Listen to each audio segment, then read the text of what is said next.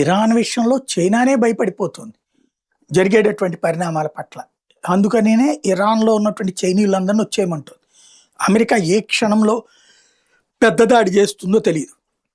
ఇంకో పక్కన అమెరికా గట్టిగానే చెప్తోంది ఈ దఫా భూకంపమే సృష్టిస్తామని. ఇంకో పక్కన ఇరాన్ హార్ముజ్ జలసంధిని దిగ్బంధిస్తే, బాబ్ ఏ మందాబ్ని హౌతీలు దిగ్బంధిస్తే, ఈ దిగ్బంధించిన వాటి విముక్తి చేయాల్సిందని గల్ఫ్ దేశాలు ఒత్తిడి చేస్తుంటే, గల్ఫ్ దేశాలు సౌదీ అరేబియా, జోర్డాను, కువైటు వీళ్ళందరూ కూడా యుద్ధాల్లోకి దిగుతున్న వేళ పెను ఉత్పాతం సంభవించే అవకాశం ఉంది.